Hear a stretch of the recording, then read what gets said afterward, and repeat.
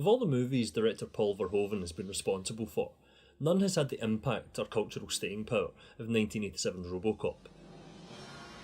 A violent, over-the-top affair with a character and concept that seemed tailor-made for the games of the time. A critical and commercial success, it was no surprise then that the movie saw numerous tie-in games released in the year or so after it hit cinemas. UK-based publisher Ocean, who were to become one of the biggest names in movie license games, acquired the rights to make games of the movie and set about creating versions for the platforms of the time. With no arcade experience of their own, Ocean would approach Japanese developer and publisher Data East to create the coin-op and NES versions of the game. Data East took their existing Bad Dudes vs Dragon Ninja title as a base and started work crafting a game that more closely fit the license. What they came up with was a scrolling platform shooter that works extremely well with the source material.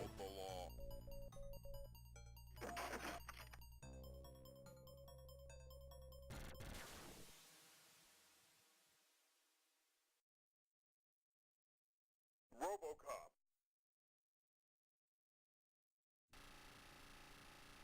I'd buy that for $1.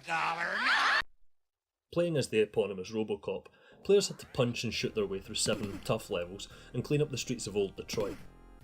Along the way they'll tangle with Ed 209, save hostages, and eventually ascend the OCP tower for the final confrontation with corporate criminal Dick Jones.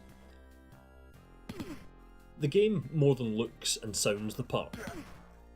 Robocop himself is a big, chunky sprite, and moves just as you would expect of an 80s style cyborg. Slowly, and with a sense of immense weight to him.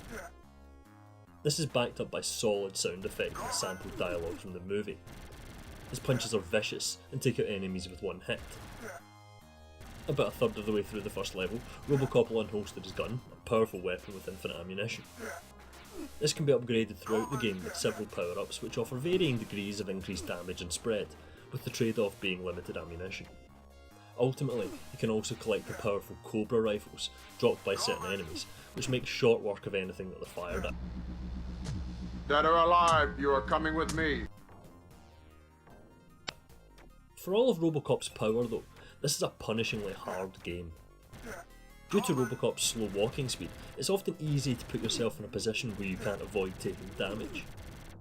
In addition to this, enemies can move quite quickly, and it's not hard to rush ahead and become overwhelmed by gunfire and other attacks.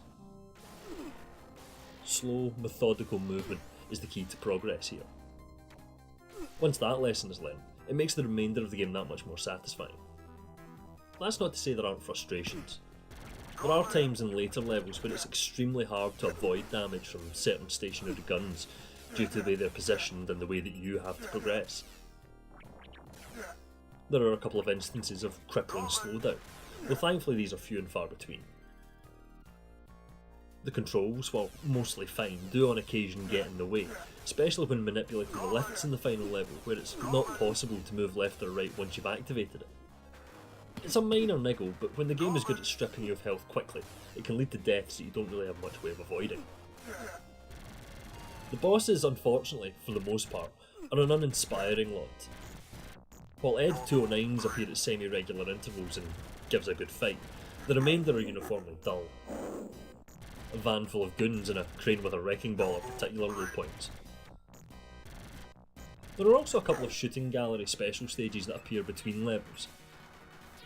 It's fairly average stuff, but getting 100% on these will grant an extension to your power bar, which can be very handy as the game progresses. I don't want to sound like I'm down on Robocop here. It's a solid game with only a couple of real issues, and it's good fun to play. But as with many movie games, if you strip that license away, it's simply an average platform shooter. Though one that's definitely worth a few credits.